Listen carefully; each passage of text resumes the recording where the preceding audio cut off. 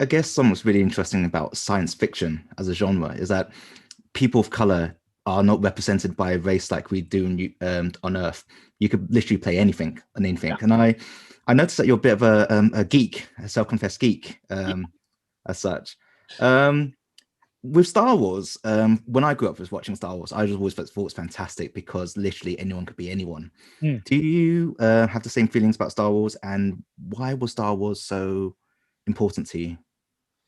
Yeah, Star Wars for me was a seminal experience just because it was the first movie my dad took my sister and I to see in the movie theaters. I was 5 years old and completely transformed by what I saw on the screen. And science fiction for me has always been a bit of a refuge and escape, just for the very reasons that you mentioned. Is like anybody could be anything. The possibilities were endless in that, even though it was a very monochromatic sort of viewing of it, at least in the shows that I saw. I mean, Star Trek being one of the exceptions of it, but really, all the lead characters are always Caucasian. In every iteration of a lot of these shows. And the Star Wars, I mean, there wasn't, I think the only Asian I remember seeing in Star Wars for the original trilogy was like a Y-wing or an A-wing pilot who's screaming, "I've been hit!" and he blows up. And you see all these the influences, like if you watch Blade Runner, all these heavy Asian influences, but no Asian, main characters. Even Blade Runner 2049, where they're even wearing Asian style clothes. There's the Hanji and the Korean writing Hangul up there and the kanji and all this script, but there are no Asian characters. And by then, really, if Asia was such a powerhouse and they influenced culture, technology, everyone would look Asian. But you've got Ryan Gosling, who's playing the lead. So, I mean, I remember that as you get older, that doesn't sit with you as well, just because you're kind of like, okay, we're a little bit more woke now. Let's be a little bit more open in terms of the possibilities of a galaxy, of a universe. If you're building a world like that, you have to, especially if you have all these influences that you're heavily leaning on and downright stealing. Don't have the only Asian representation, Dave Bautista at the very beginning, and like a gigantic hollow projection of a whore. Like that's those are the only Asian faces that you see in Blade Runner. Not to shit on it either too much, but I mean, we're at a point now where it's like you got to know better than that. In the 70s, in the 60s, in the 50s, you kind of go, okay, allowances, right?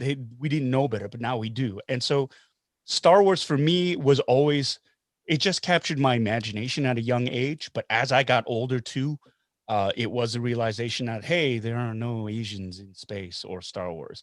But I didn't care.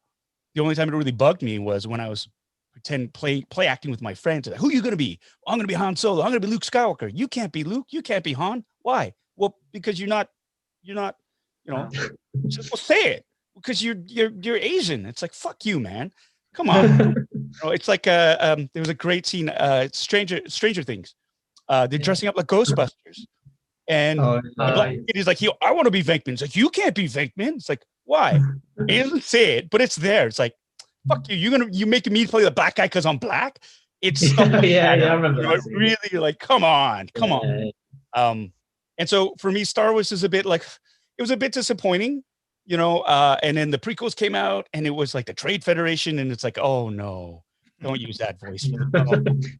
Really, George? You're supposed to be for somebody who loved Japanese samurai movies as much as he did, to not have anybody Asian playing a major role. And I heard, there's that whole thing where they wanted Toshiro Mifune to play Obi-Wan Kenobi in the 70s, and he turned it down.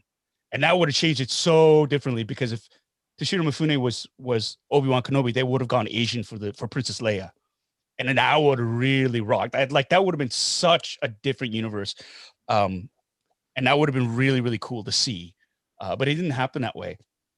But then to have all this, to build this mythology, this world, and then still not populate it in a diverse array of cultures, even, it's interesting. And there's a little bit here, and then that whole cry, because I think it happened, and they're like, well, no, Star Wars isn't all white. Look, there's Lando, one black dude. And then all of a sudden they're diverse, right? Like that was the 80s back then. You got one black guy. And Chewbacca doesn't count.